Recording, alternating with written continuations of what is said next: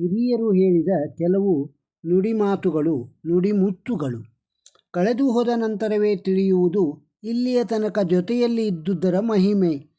ಅದು ವಸ್ತುವೇ ಆಗಲಿ ವ್ಯಕ್ತಿಯೇ ಆಗಲಿ, ಕಳೆದುಕೊಳ್ಳುವುದು ಸುಲಭ, ಪಡೆದದ್ದನ್ನು ಉಳಿಸಿಕೊಳ್ಳುವುದು ಕಷ್ಟ. ನಿಮ್ಮಲ್ಲಿ ಎಷ್ಟೇ ಹಣವಿರಲಿ, ಎಷ್ಟೇ ಸಂಪತ್ತಿರಲಿ, ಎಷ್ಟೇ ವೈಭವತೆ ಇರಲಿ, ಉಸಿರು ನಿಲ್ಲುವ ಸಮಯದಲ್ಲಿ ಭಿಕ್ಷುಕನೂ ಸಹಾಯಕ್ಕೆ ಬರುವ ಸಾಧ್ಯತೆ ಇದೆ. ಕೋಟಿ ಕೋಟಿ ಬೆಲೆ ಬಾಳುವ ಕಾರು ನಿಮ್ಮಲ್ಲಿ ಇದ್ದರೂ ಸಹ ಒಬ್ಬ ಆಟೋ ಡ್ರೈವರ್ನಿಂದ ನಿಮ್ಮ ದೇಹ ಆಸ್ಪತ್ರೆ ಸೇರುವ ಸಂದರ್ಭ ಬರಬಹುದು. ಹಣ, ಚಿನ್ನ, ಮಕ್ಕಳು, ಹೆಂಡತಿ, ಗಂಡ, ಕುಟುಂಬ, ಸಂಸಾರ, ಸಂಬಂಧಿಕರು ಯಾರೂ ಇಲ್ಲದೆಯೇ, ಯಾರೂ ನೋಡದೆಯೇ ನಮ್ಮ ಉಸಿರು ಇನ್ಯಾರದೋ ದಾರಿಹೋಕರ ತೊಡೆಯ ಮೇಲೆ ಉಸಿರು ಚೆಲ್ಲಬಹುದು. ಇರುವಷ್ಟು ದಿನ ನ್ಯಾಯವಾಗಿ ಬದುಕಿ, ಯಾರಿಗೂ ಮೋಸ ಮಾಡದೆ ಬದುಕುವುದು ಒಳಿತು. ನಮ್ಮ ಹಿಂದೆ ಮುಂದೆ ಯಾರೆಲ್ಲ ಇದ್ದಾರೆ ಎನ್ನುವುದಕ್ಕಿಂತ ನಮ್ಮ ಜೊತೆಯಲ್ಲಿ ಇರುವವರು ಯೋಗ್ಯರಾಗಿರುವುದು ಮುಖ್ಯ. ಅನೇಕ ಸಂಗತಿಗಳು ನಮ್ಮ ಹಿಡಿತದಲ್ಲಿ ಇರುವುದಿಲ್ಲ. ಹಾಗಾಗಿ ತಕ್ಷಣ ಪ್ರತಿಫಲದ ನಿರೀಕ್ಷೆ ಸಲ್ಲ. ಪ್ರಯತ್ನಿಸುತ್ತಾ ಯೋಗ್ಯ ಫಲ ಪಡೆಯೋಣ. ಕನಸುಗಳು ಎಲ್ಲರಿಗೂ ಇರುತ್ತವೆ.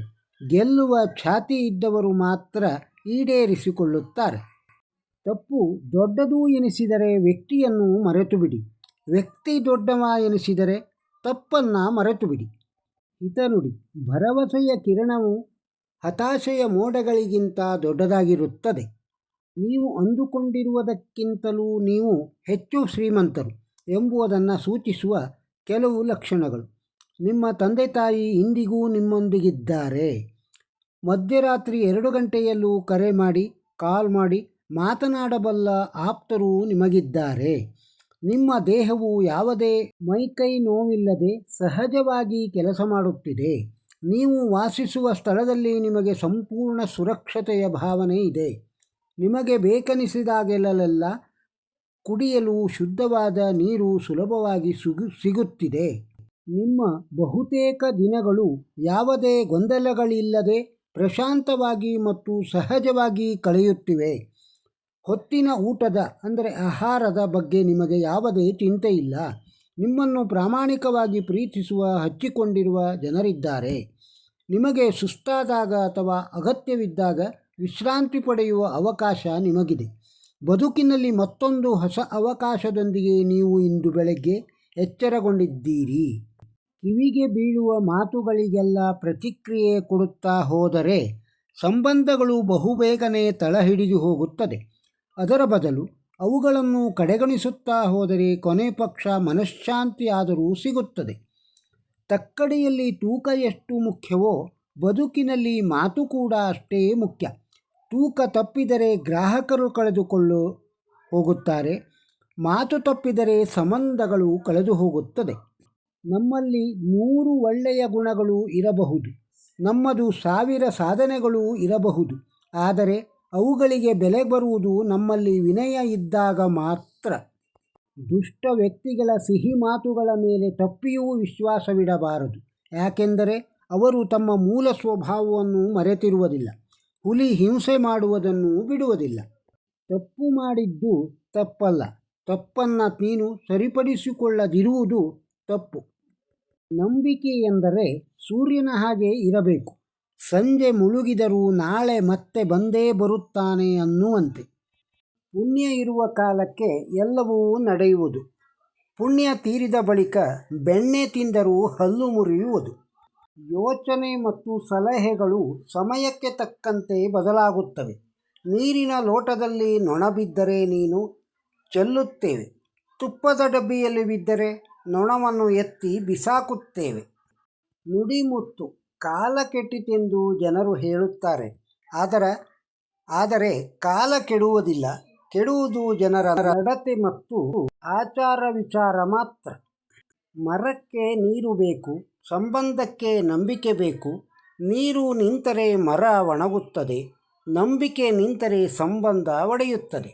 ವ್ಯಕ್ತಿಯನ್ನು ನೋಡಿ ಮಾಡುವ ಸ್ನೇಹಕ್ಕಿಂತ ವ್ಯಕ್ತಿತ್ವವನ್ನು ನೋಡಿ ಮಾಡುವ ಸ್ನೇಹ ಶಾಶ್ವತ.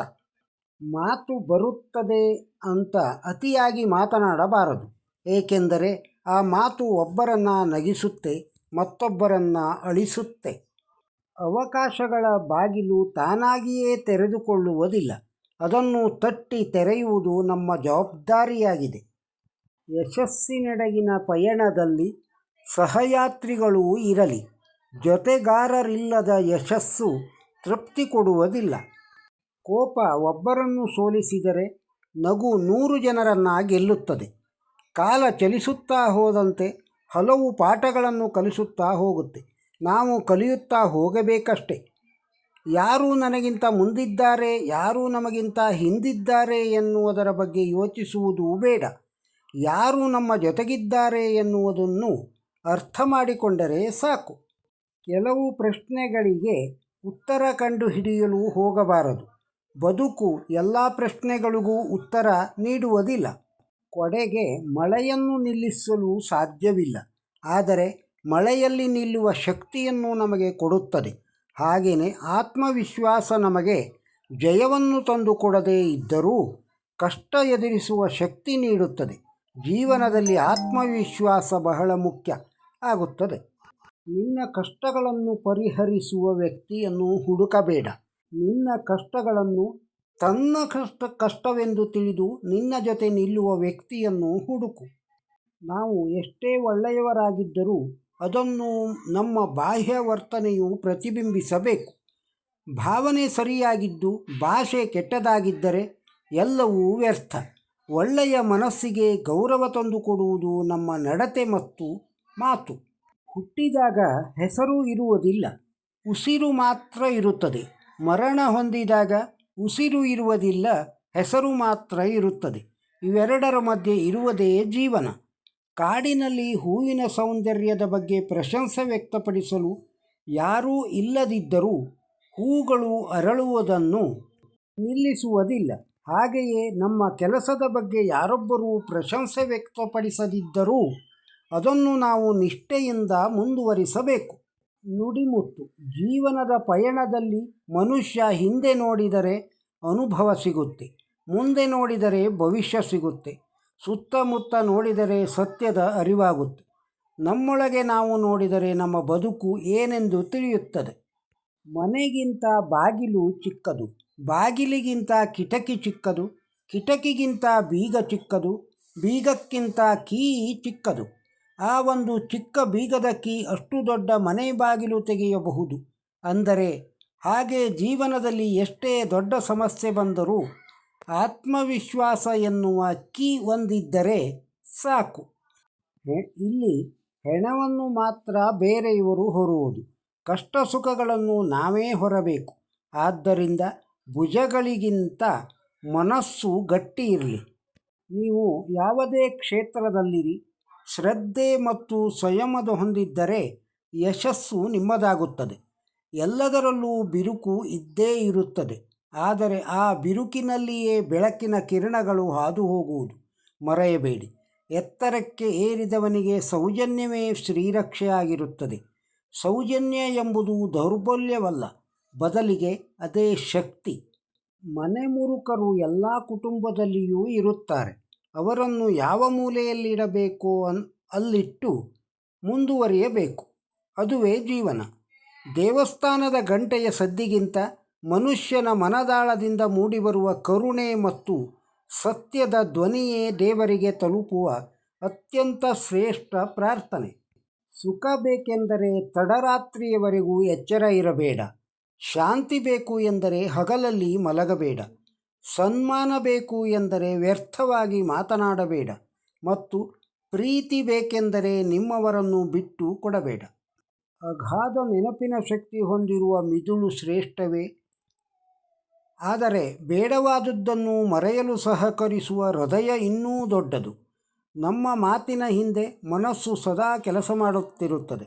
ಮನಸ್ಸನ್ನು ಶಾಂತ ಹಾಗೂ ಹತೋಟಿಯಲ್ಲಿ ಇಟ್ಟುಕೊಂಡರೆ ಮಾತು ಉತ್ತಮವಾಗಿರುತ್ತದೆ. ಹಣ, ಸಮಯ, ಆಯಸ್ಸು ಮೂವರು ಸಹೋದರರಂತೆ, ಆದರೆ ಒಂದೇ ಮನೆಯಲ್ಲಿ ಯಾವತ್ತೂ ಸೇರಿ ವಾಸಿಸುವುದಿಲ್ಲ. ಹಣ ಇರುವಾಗ ಸಮಯ ಕಮ್ಮಿ, ಸಮಯ ಇರುವಾಗ ಹಣ ಕಮ್ಮಿ, ಇವೆರಡೂ ಸಿಗುವಷ್ಟರಲ್ಲಿ ಆಯಸ್ಸು ಕಮ್ಮಿ. ಎಲ್ಲರನ್ನೂ ಪ್ರೀತಿಸು, ಕೆಲವರನ್ನಷ್ಟೇ ನಂಬು, ಯಾರಿಗೂ ಕೇಡು ಬಗೆಯಬೇಡ. ಇದುವೇ ಜೀವನದ ನಿಜ ಸೂತ್ರ. ಕೂಲಿ ಮಾಡಿ ಬದುಕು ಪರವಾಗಿಲ್ಲ, ಆದರೆ ಖಾಲಿ ಕುಂತು ಇನ್ನೊಬ್ಬರನ್ನು ಅಪಹಾಸ್ಯ ಮಾಡುತ್ತಾ ಕೂರಬೇಡ. ಜ್ಞಾನವಿದ್ದರೆ ಸಾಕಾಗುವುದಿಲ್ಲ, ಜ್ಞಾನಕ್ಕೆ ವಿನಯವೂ ಜೊತೆಯಾಗಬೇಕು. ಈ ವಿಡಿಯೋದಲ್ಲಿರುವ ಮಾಹಿತಿ ತಮಗೆ ಇಷ್ಟವಾಗಿದ್ದರೆ ಒಂದು ಲೈಕ್ ಕೊಡಿ. ಇದನ್ನು ಇತರರಿಗೂ ಶೇರ್ ಮಾಡಿ. ನಮ್ಮ ಚಾನಲ್ಗೆ ಸಬ್ಸ್ಕ್ರೈಬ್ ಆಗದೇ ಇದ್ದರೆ ಸಬ್ಸ್ಕ್ರೈಬ್ ಆಗಿ ಹಾಗೂ ತಮ್ಮ ಅಭಿಪ್ರಾಯವನ್ನು ಕಾಮೆಂಟ್ ಬಾಕ್ಸ್ನಲ್ಲಿ ತಿಳಿಸಿ. ನಮಸ್ಕಾರ.